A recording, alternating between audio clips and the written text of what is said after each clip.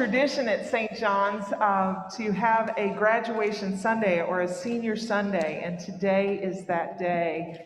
And it is a wonderful day to have this celebration as we're re entering the building for the first time in a year or more, and also enjoying air conditioning. Yeah, you can clap, it's wonderful. I just want to acknowledge that we are celebrating Gabrielle Kelchak and Autumn Zakar and Griffin Bruns, who've been loved and supported so well by their families, siblings, aunts and uncles, and cousins, but also by so many of you over the generations as Sunday school teachers and youth leaders and acolyte leaders and people who've gone with them on trips like the Boundary Waters and West Virginia and so many places. And I thank you, we all thank you for helping to be a part of these kids' lives, a place where they know they're always home and they're always loved. So, Griffin, tell us whatever you'd like to say. We love you so much. Thank you. Hi, I'm Griffin. You may know me, you may not. I'm going to get as close to you as I can. Okay. Talk really loud.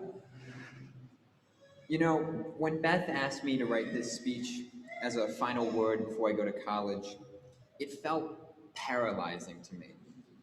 I don't feel like I've had a very interesting or exciting life story up to this point. So, how could I write an interesting speech to give? When I was growing up in school, I got it in my mind that I couldn't ask for help from people. I was Griffin, the smart guy who had his life together. So I would work tooth and nail to make sure it did seem like I knew what I was doing. But as I've learned, that's no way to live. A few years ago, a handful of other kids in this church youth group who have all already graduated, and I, went on a trip to the Boundary Waters canoe area. As the name suggests, this trip consisted of a lot of canoeing. And canoeing is an interesting activity to me.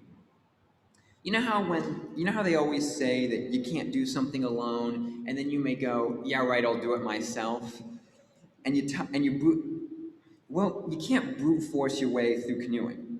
You have to be in the front to give significant amount of power, but you have to be in the back to steer.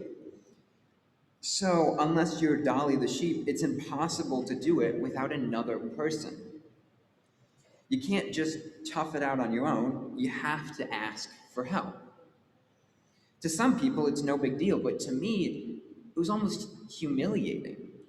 Having someone help me in my not mind was seen as a failure on my part. But I thought, this is something as trivial as canoeing. It would be different if I were, say, running a marathon, right? Surely I would never do that. 2 months ago, I ran a marathon. Hold for applause. The training, the training was tough, but my discipline is something I pride myself on, so it was nothing I couldn't work into my daily routine.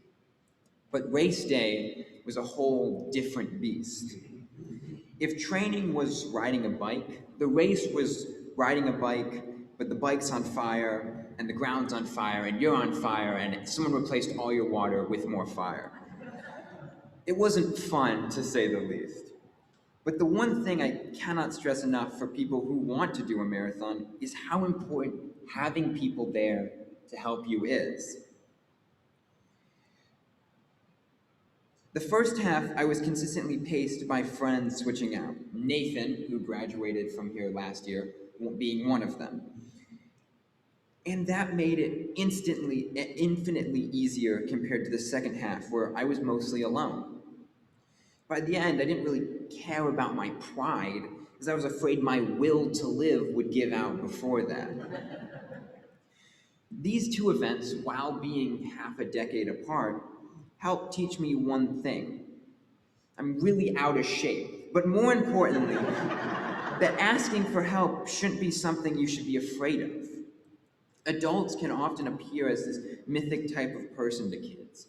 Maybe even some of the kids listening to this right now might think that we all have our lives together and figured out. And I thought I would be like that when I became an adult.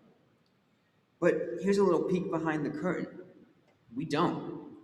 I still am not totally sure about the decisions I am making or have made, but that's okay. You shouldn't be afraid of revealing to people that you don't have everything figured out, because I almost guarantee to you the person you're talking to doesn't have everything figured out either. If there's one thing this church has done for me more than anything, it has given me a community where I feel like I can be my flawed self without being judged. Judgment during middle and high school can often feel suffocating to those subjected to it. But having this judgment free zone always less than a week away, it's something I'm going to miss when I go off to college. So, from the very bottom of my heart, thank you. This type of community can only exist if everyone in it commits to its message, and it's frankly a miracle that we managed to beat the odds. That, or I'm still suffering from PTSD from running that marathon. Thank you. Clap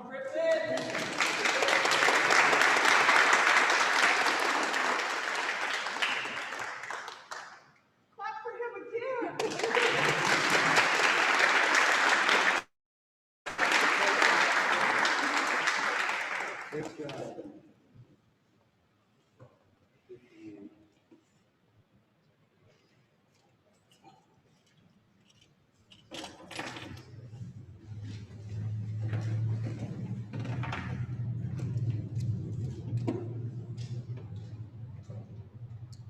Blessed are you, Lord of heaven and earth, who gives us confidence and strength. We come before you offering our prayers on